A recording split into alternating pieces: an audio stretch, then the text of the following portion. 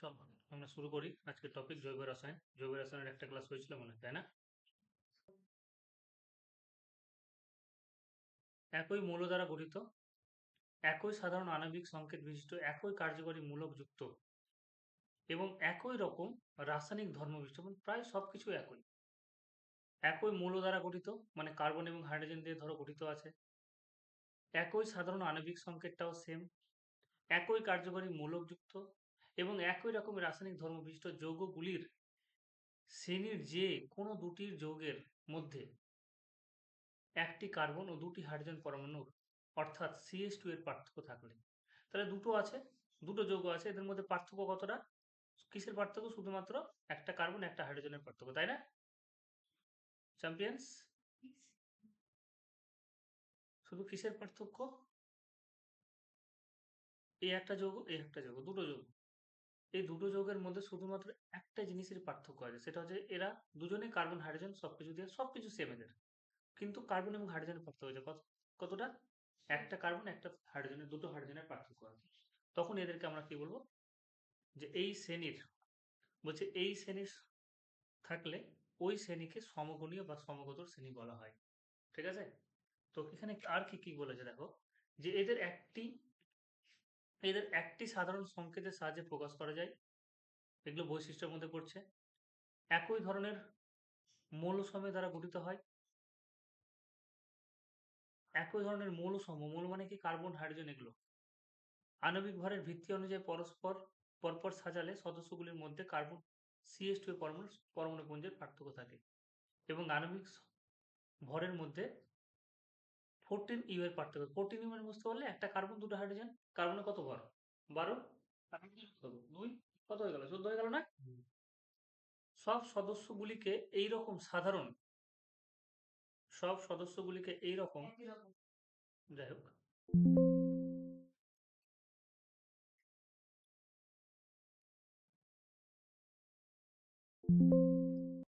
Recording, কোনো চাপ নেই।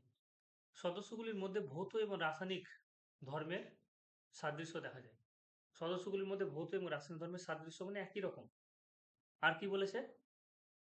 আরেকটা বলেছে হচ্ছে গিয়ে ক্রমশ আণবিক ভর বৃদ্ধির সঙ্গে সঙ্গে সদস্যগুলির রাসায়নিক সক্রিয়তা কমতে থাকে। এবার দেখো, আণবিক ভর যদি বৃদ্ধি পেতে থাকে তাহলে রাসায়নিক সক্রিয়তা কিন্তু আস্তে আস্তে কমে যাচ্ছে, তাই না? আণবিক ভর বৃদ্ধির সাথে সাথে রাসায়নিক সক্রিয়তা কিন্তু আস্তে আস্তে কমে যাচ্ছে। এই একটা বলবো। উদাহরণ কি? এখানে দেখলে বুঝতে পারবে। সমগণী শ্রেণীর উদাহরণ হচ্ছে কি? মিথেন CH4 সংকেত, ইথেন C2H2। তাহলে কার্বন এবং হাইড্রোজেনের পার্থক্য কত? CH2 না চ্যাম্পিয়ন্স?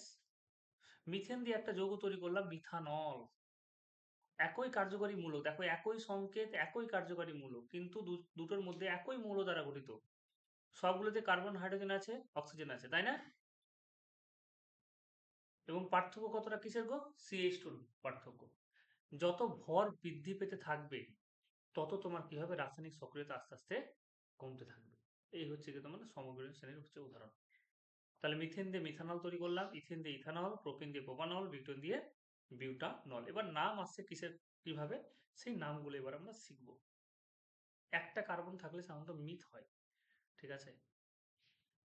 এবার আমরা চলে আসবো। তাহলে তোমাকে বলবে যে সমগণী শ্রেণী কাকে বলে?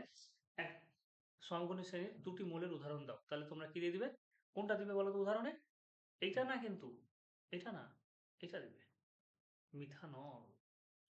ঠিক আছে? অ্যালকোহলে একটা সমগণী দুটো উদাহরণ দিবে, মিথানল, মিথানল ও ethanol, CH3OH, C2H5OH। Champions, champions কি বলেছে দেখো, তোমাকে বলেছে যে সরল জৈব যৌগের IUPAC নামকরণ। এটা IUPAC অনেক সময় ফুল ফর্ম দেয়। IUPAC এর ফুল ফর্মটা দেখে নিই, দেওয়া আছে এখানে, এটা, হ্যাঁ, international Union of Pure and Applied Chemistry, সংক্ষেপে IUPAC। বলছো কারণ পৃথিবীতে অনেক জৈব যৌগ আছে, এত জৈব যৌগগুলো তুমি কিভাবে নামকরণ, একটা নামকরণ তুমি যদি না দাও তাহলে কি হয়ে যাবে? গলে যাবে। তো সেই জন্য আমরা কি করলাম, যে জৈব যৌগের নামকরণ শুরু করলাম একটি নির্দিষ্ট পদ্ধতিতে, এবং এই পদ্ধতির নাম হচ্ছে ইউপ্যাক। বলছে সাধারণ বা প্রচলিত পদ্ধতিতে জৈব যৌগের নামকরণ কোনো নির্দিষ্ট নিয়ম না থাকায় একই যৌগের বিভিন্ন নাম হয়। এই একটা যৌগ যেই যৌগটাকে আমাদের দেশের লোক এক নামে চেনে। আবার কি হচ্ছে, যেমন মিথেনের কথাই বলছি, মিথেন হচ্ছে একটা জৈব যৌগ, যেই জৈব যৌগটাকে আমাদের দেশের লোক কিন্তু এক নামে চেনে। আবার তুমি যদি ফরেনে ইংল্যান্ডে যাও তাহলে সে এক নামে চিনবে, চীনে চলে যাও এক নামে চিনবে, তাই না? কিন্তু জিনিসটা একই। এবার এক এক জায়গায় যদি একই রকম নামে থাকে তাহলে সেক্ষেত্রে পড়াশোনার ক্ষেত্রেও অসুবিধা, রিসার্চ করতেও অসুবিধা। সেই জন্য একটাই নামকরণ করা হয়েছে যে গোটা দুনিয়ার লোক ওটাকে এই নামে চিনবে ইংরেজিতে। এবং সংকেত, একটা নির্দিষ্ট সংকেত, ঠিক আছে, এবং একটা সংকেত এসেছে, সেটা কার্বন এবং হাইড্রোজেন দিয়ে তৈরি বলে সংকেতটা এরকম ভাবে তৈরি করা হয়েছে, বা এরকম এসেছে অ্যাকচুয়ালি। যেমন মিথেনের নাম methane, fire damp, Mars gas. এছাড়া তাদের উৎস বা বিশেষ ধর্ম অনুযায়ী নামকরণ করা হয়। উৎস এবং বিশেষ উৎস, কোথা থেকে উৎপন্ন হচ্ছে জিনিসটা, কোথা থেকে পাওয়া যাচ্ছে, এবং বিশেষ ধর্ম অনুযায়ী তার নামকরণ করা হয়। যেমন মিথাইল অ্যালকোহলকে উড স্পিড বলে। এটা এটা একটা এমসিকিউ কোশ্চেন হয়ে গেল, যে মিথাইল অ্যালডিহাইড বলছে উড স্পিড বলছে। আবার একই যৌগ বিভিন্ন ভিন্ন ভিন্ন দেশে ভিন্ন ভিন্ন নামে পরিচিতি লাভ করে। ফলে ধর্ম ও গঠন কাঠামো সঙ্গতি রেখে, ধর্ম এবং গঠন কাঠামোর কি বলছে সঙ্গতি রেখে লক্ষ লক্ষ জৈব যৌগের নামকরণ এক কঠিন সমস্যা হয়ে দাঁড়ায়। 1957 খ্রিস্টাব্দে আন্তর্জাতিক বিশুদ্ধ বা ফলিত রসায়ন সংঘ, International Union of Pure and Applied Chemistry সংক্ষেপে ইফ্যাক, জৈব যৌগের কি বলেছে দেখো, জৈব যৌগের সুস্পষ্ট নামকরণ করেন।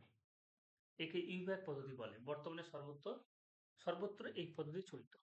তাহলে ইউপ্যাক নামকরণের মাধ্যমে কিন্তু সবকিছু চলছে। প্রথমে কি বলেছে দেখো, অ্যালকিল মূলকের, প্রথমে অ্যালকিল মূলকের, অ্যালকিল গ্রুপ মানে কি, সম্পৃক্ত অ্যালিফ্যাটিক হাইড্রোকার্বন থেকে একটি হাইড্রোজেন পরমাণু অপসারিত হয়ে যে জৈব মূলক উৎপন্ন তাকে অ্যালকিল মূলক বলে। সম্পৃক্ত হাইড্রোকার্বন, সম্পৃক্ত হাইড্রোকার্বন মানে কি, যে ও সম্পৃক্ত হয়ে গেছে কার্বন এবং হাইড্রোজেন দিয়ে, সম্পৃক্ত হয়ে গেছে, আর হাইড্রোজেন দরকার নেই কার্বন পরমাণু। আমরা জানি যে কার্বনের চারটা হাত না দর্শক, কার্বনের চারটা হাত আমরা জানি। এই কার্বনটা তো সম্পৃক্ত গো, এই চারটা হাত পূর্ণ হয়ে গেছে, তাই না? তো এটা হচ্ছে সম্পৃক্ত অ্যালিফ্যাটিক হাইড্রোকার্বন থেকে একটি হাইড্রোজেন পরমাণু অপসারিত করলাম। এখান থেকে একটা হাইড্রোজেন পরমাণুকে হিট এনার্জি দিয়ে বের করে দিলাম। তাহলে এটা কেমন হয়ে যাবে? ও একটা বন্ধনের অভাব হয়ে গেল না, তাই না বলো? ও তো একটা একটা কি চাইবে, হাইড্রোজেন চাইবে তখন। এই যে একটা হাইড্রোজেন চাইবে সেটাকে আমরা নাম দিলাম কি হচ্ছে দেখো, অ্যালকিল মূলক। অপসারিত হয়ে যে জৈব মূলক উৎপন্ন হয় তাকে আমরা নাম দিয়েছি কি, অ্যালকিল মূলক। যেমন মিথেনের একটি হাইড্রোজেন পরমাণু অপসারিত হলে মিথাইল মূলক তৈরি হয়। ইথেনের একটা হাইড্রোজেন পরমাণু অপসারিত হলে ইথাইল মূলক তৈরি হয়, বন্ড C2H5। ঠিক আছে? আচ্ছা, এইবার কি বলেছে দেখো, বলছে ইউপ্যাক নামের বিভিন্ন অংশ।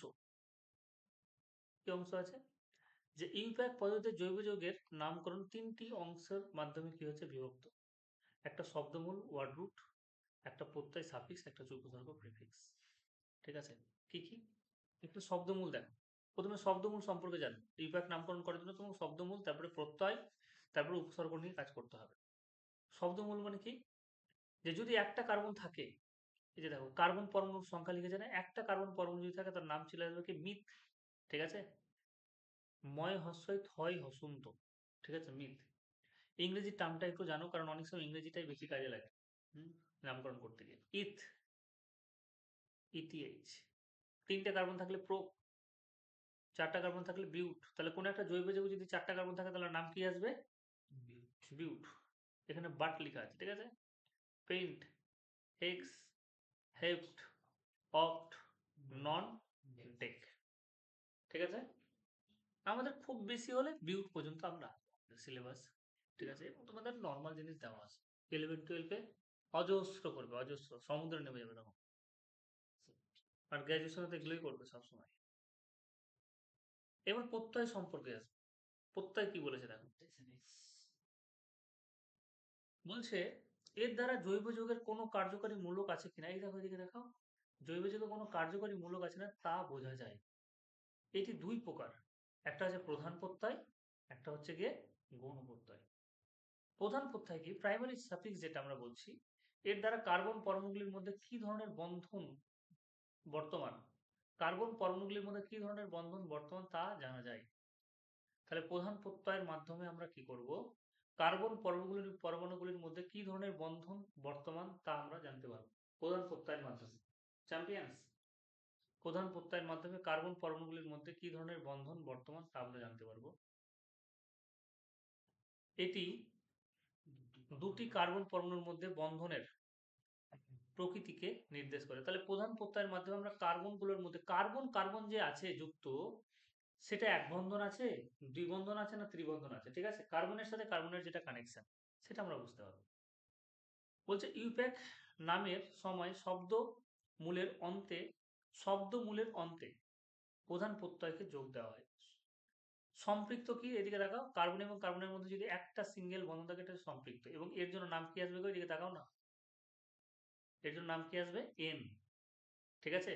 তাহলে কার্বন কার্বন যদি একটা বন্ধন থাকে তাহলে নাম কি আসবে, ঠিক আছে। দুটো থাকলে ইন আসবে, ঠিক আছে। যেমন আমি যদি তোমাকে একটা কথা বলি, মিথেনের সংখ্যাটা তুমি দেখো, CH4 না, এখানে সবগুলো দেখো বন্ধন এরকম নর্মাল না, এটা সব থেকে সহজ বন্ধন, সবগুলো এখানে তো কার্বনের সাথে কার্বনের বন্ধনই নেই, আছে কি, নেই। তারপর আমরা ধরে নিচ্ছি যে মিথেন একটা কার্বন আছে, সেজন্য নাম কি হলো, এমই, কি আসবে, TH, মিথ। তার সাথে কে যুক্ত হবে, দেখো সিঙ্গেল বন্ধন সবগুলোর সাথে, তাহলে কি হবে, এন। সাধারণত কার্বন কার্বন হয়, কিন্তু এখানে কার্বন একটাই তো কার্বন, তাহলে কোনটা নিয়ে নিব, তাহলে কি হয়ে গেল নামটা, METHNE, মিথেন, ঠিক আছে চ্যাম্পিয়ন্স, METHANE, মিথেন, ঠিক আছে। এই হচ্ছে কি ব্যাপার। চলো এবার আমরা নামকরণ করতে গিয়ে দেখি। তারপরে কি হবে, অসম্পৃক্ত যদি হয়, অসম্পৃক্ত মানে কি, একটি ত্রিবন্ধন, অসম্পৃক্ত, অসম্পৃক্ত হচ্ছে এটা, দ্বিবন্ধন হলে ইন, ত্রিবন্ধন হলে আইন। এবার আমরা গৌণ প্রত্যয় সম্পর্কে জানবো, ঠিক আছে। ও মাই গড, হোয়াট ইজ দিস, গৌণ প্রত্যয় তাহলে কাজ কি, সেকেন্ডারি সাফিক্স যেটা আছে এর কাজ কি, গৌণ প্রত্যয়ের অ্যাকচুয়ালি কাজ কি, গৌণ প্রত্যয় কোনটার কথা বলছে, বলছে এর দ্বারা জানা যায় যে জৈব যৌগে কি ধরনের কার্যকারী মূলক আছে। এটি প্রধান প্রত্যয়ের পরে যুক্ত, প্রধান প্রত্যয় যেটা আছে, এই যে এন, ইন, আইন বললাম না, এন, ইন, ঠিক আছে, তারপর হচ্ছে ওয়াইএনই, আইন, এদের পরে যুক্ত হবে গৌণ প্রত্যয়, এদের পরে যুক্ত হবে, এদের পরে কিন্তু তোমার কি হবে, গৌণ প্রত্যয় যুক্ত হবে। আচ্ছা, ওই কার্যকরী মূলকের নাম হচ্ছে, এটা শুনবে কি বলে, যেমন অ্যালকোহল, ওয়ান ওয়ে যদি তুমি কোনো জায়গায় দেখতে পাও, তার জন্য কি আসবে, অল আসবে, অল, ঠিক আছে। অ্যালডিহাইড, বন্ড সিএইচও যদি যুক্ত থাকে তাহলে তার জন্য কি আসবে, এল, অ্যাল, ওটা অল, এটা অ্যাল। কিটোনের জন্য কি আসবে, ওন, ঠিক আছে, ও এনই। আর কার্বক্সিলিক অ্যাসিডের জন্য আসবে COOH, যদি কোনো জায়গায় যুক্ত থাকে ওইক অ্যাসিড, ঠিক আছে, COOH যদি যুক্ত থাকলে ওইক অ্যাসিড। তাহলে একবার বলছি, OH থাকলে অল, CHO থাকলে অ্যালডিহাইড, তার জন্য কি আসবে, অ্যাল আসবে। কিটোনের জন্য ওন আসবে, ওএনই। এবং কার্বক্সিলিক অ্যাসিডের জন্য কি আসবে, ওইক অ্যাসিড আসবে, OICACID অ্যাসিড। তাহলে এতটা কিন্তু হলো, ঠিক আছে, এতটা তোমার হয়ে গেল। এরপরে আমরা কি বলেছে, উপসর্গ এবার দেখো কি বলেছে, যে উপসর্গ কার্যকারী মূলক ছাড়া, তাহলে আমরা কি কি জানলাম, আমরা কি আমাদেরকে নামকরণের জন্য কি কি জানতে হয়েছে, একটা শব্দমূল, একটা হচ্ছে প্রত্যয়, প্রত্যয় হচ্ছে দুই দুই প্রকার, তাই না, প্রত্যয় দুই প্রকার কিনা বলো, একটা গৌণ প্রত্যয়, একটা হচ্ছে প্রধান প্রত্যয়, এটা হয়ে গেল, শব্দমূল হয়ে গেল। এবার আমাদের উপসর্গ সম্পর্কে জানতে হবে। চ্যাম্পিয়ন্স, উপসর্গটা জেনে নাও, তাহলে নামকরণ কমপ্লিট। কি বলেছে এদিকে, একটি কার্যকরী মূলক ছাড়া মূল শৃঙ্খলে উপস্থিত অন্যান্য প্রতিস্থাপক গ্রুপকে চিহ্নিত করা হয়। কার্বক্সিলিক গ্রুপ, কার্যকরী গ্রুপ ছাড়া আমাকে মূল প্রত্যয় কি বলবো, উপসর্গ কার্যকরী মূলক ছাড়া মূল শৃঙ্খলে উপস্থিত অন্য প্রতিস্থাপক গ্রুপকে চিহ্নিত করে। 2, ইউপ্যাক নামের ক্ষেত্রে এটি শব্দমূলের আগে ইংরেজি বর্ণের কমনসরে যোগ করা হয়। হয়তো উদাহরণ দিয়েছি, কি দিয়েছে দেখো, একটু দিয়ে নাম একটু কম আছে, ঠিক আছে। যেমন প্রতিস্থাপক যুক্ত হলো কি, ফ্লুরা, এটা যুক্ত একটা প্রতিস্থাপক যুক্ত হলো, বা ক্লোরো, বা ব্রোমো, বা আয়োডো বা মিথাইল বা ইথাইল, এগুলো হচ্ছে কি তোমার। এবার ইউপ্যাক, এবার দেখো ইউপ্যাক পদ্ধতিতে অ্যালিফ্যাটিক যৌগ জৈবের নামকরণ আমরা করব।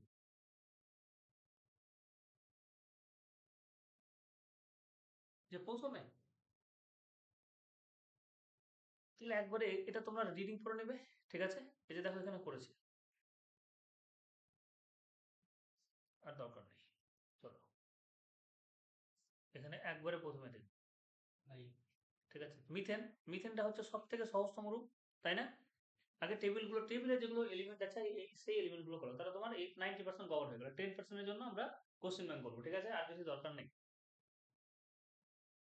তোমাকে একটা জৈব যৌগ বলে দিয়েছে, সেটা তোমাকে এরকমও লিখে দিতে পারে, নাহলে এরকম লিখে দিতে, ওরা বিভিন্ন ভাবে তোমাকে সাজিয়ে দিতে পারে। তো তোমার এগুলো জেনে লাভ নেই, তুমি শুধু দেখবে কার্বন এবং হাইড্রোজেন প্রথমে কটা কটা আছে, তাহলে তুমি দেখলে কার্বন কার্বন হচ্ছে কটা, একটা, তাহলে কি হয়ে গেল নাম গো, মিথ, তাই না?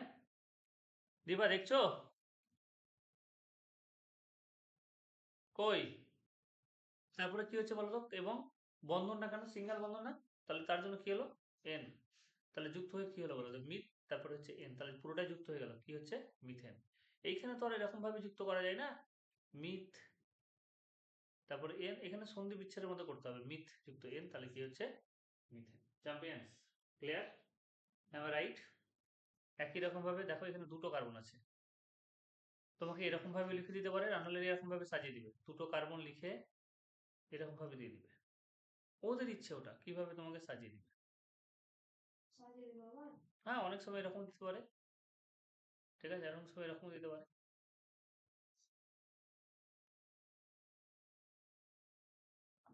তাহলে দুটো কার্বন থাকার জন্য কি হচ্ছে, ইথ, কার্বন কার্বন দেখো সিঙ্গেল বন্ধন, তাহলে এন, তাহলে কি হয়ে গেল, ইথেন। এই ইংরেজি নামটা বেশি করবে, কারণ বাংলা প্রনাউন্সিয়েশন তুমি ভুল করে দিতে পারো, ইথেন। তিনটে কার্বন আছে বলে প্রো, আর এন যুক্ত হয়েছে, তাহলে কি হয়ে গেল, প্রোপেন, ঠিক আছে? আমরা তাহলে কি করলাম, শুধুমাত্র কার্বন সংখ্যা এবং বন্ধন দিয়ে করলাম, তাই না?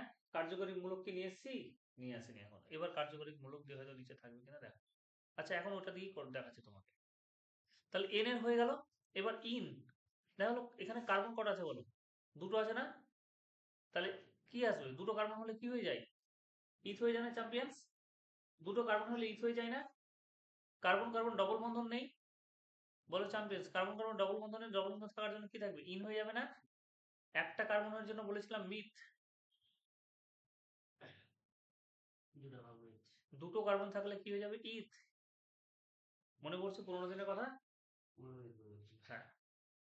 তাহলে এবার ইথ আর এন যুক্ত হয়ে কি হলো, ইথিন, ইথিন, ইথ প্লাস ইন মানে কি হয়ে গেল, ইথিন। এখানে সন্ধি বিচ্ছেদ করতে হবে, এইখানে দেখো এটা করছি। তিনটে কার্বন আছে চ্যাম্পিয়ন্স, তিনটে কার্বন আছে, কি করবে তাহলে, কি হচ্ছে গো, তিনটে, এখানে দেখো তিনটে কার্বন আছে, তিনটে কার্বনের জন্য কি আসবে, প্রোপ আসবে, তাই না? আর কার্বন কার্বন একটা ডবল বন্ধন আছে, আছে না? তাহলে সেই জন্য কি হলো, ইন। আমরা বলছিলাম সিঙ্গেল থাকলে কি হবে, এন, ডবল থাকলে, সিঙ্গেল থাকলে কি বলেছিলাম বলো, এন, ডাবল বন্ধন থাকলে কি হবে, ইন, ইন, তিনটে থাকলে আইন, ঠিক আছে, এরকম বলেছিলাম। তাহলে প্রোফ এর সাথে ইন, তাহলে কি হয়ে গেল, প্রোপিন, প্রোপিন, ঠিক আছে? কিন্তু এটার নামকরণ ঠিক আছে, এটাও রাইট দিয়ে দেবো, কিন্তু তুমি যদি এটা করো অথবা এটা করো, তাহলে বেশি অ্যাপ্রোপ্রিয়েট হবে। কেন এরকম করা আছে একটু দেখে নাও তো। দেখো জৈব যৌগটা কিভাবে লেখা আছে, দেখো চ্যাম্পিয়ন্স, জৈব যৌগটা এরকম লেখা আছে না, H3C bond CH double bond CH2, এরকম লেখা আছে না?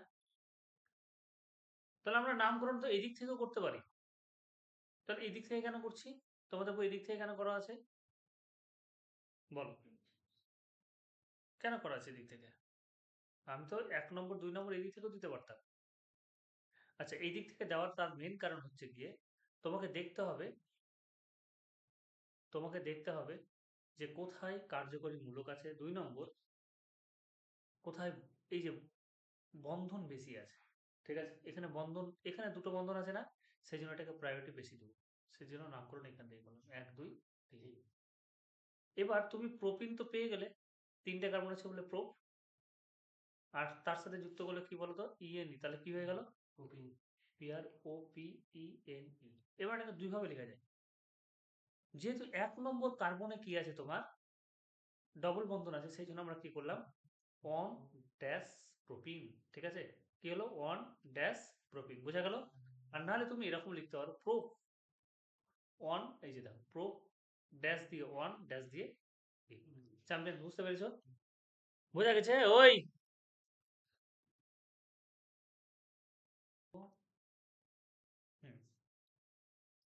চ্যাম্পিয়ন, সেটা আমি আরেকবার বলছি, এটা আমি ভুল করেছি। একটা কার্বন সেই জন্য কি হলো মিথ। ঠিক আছে, একটা কার্বন সেই জন্য মিথ। কার্বন কার্বন সিঙ্গেল বন্ধন সেই জন্য কি আসবে বলো এন, তাহলে কি হয়ে যাবে, এটার নাম কি আসছে প্রথমে বলো METH ANE। এবার যখন এখানে কার্যকরী মূলকটা যুক্ত হবে না ওয়েজটা, তখন লাস্টের ইটাকে বাদ দিয়ে যুক্ত করাতে হবে, তাহলে ওয়াল যুক্ত হচ্ছে, তাহলে কি হয়ে গেল মিথানল। METH ANE, এন ইটা বাদ ANON, ঠিক ANON, ক্লিয়ার। তাহলে একই রকম ভাবে কি হচ্ছে দেখো, দুটো কার্বন আছে সেই জন্য কি হলো ইথ, কার্বন কার্বন সিঙ্গেল বন্ধন হবে সেই জন্য এন, তাহলে লাস্টের ইটা কি হয়ে গেল বাদ হয়ে গেল যে এইটায়, আর এখানে ওয়াল যুক্ত হলো, তাহলে কি নাম হয়ে গেল মিথানল। চ্যাম্পিয়ন্স, এটা 3টে কার্বন আছে সেই জন্য কি হয়ে গেল প্রোফ, 3টে কার্বনের জন্য কি হলো বলো প্রোফ। আচ্ছা, 3টে সিঙ্গেল বন্ধন সেই জন্য কি হবে এন, আর কার্যকরী মূলক এন এর ইটাকে কি করবো কেটে দেবো, তাহলে এই যে প্রোপা আর এদিকে ওয়েল প্রোপান, আর এদিকে ওয়েল প্রোপানল। ঠিক আছে, তুমি এটাও লিখতে পারো প্রোপান অন অল বা অন প্রোপানল। ঠিক আছে, যা ইচ্ছে নেই লিখতে পারো, কোনো অসুবিধা নেই, দেখি লাস্ট এই টেবিলটা। এবার সিএচও, এটা দেখে মনে হচ্ছে এখানে সিএচও আছে কি, এখানে তোমার দেখে কি মনে হচ্ছে এখানে একটা কার্বন আছে আর দুটো ওয়েজ আছে, দেখে মনে হচ্ছে না, কিন্তু এখানে সিএইচওটা ধরতে হয়, এখানে সিএইচও ধরতে হবে। একটা কার্বনের জন্য মিথেন এলো।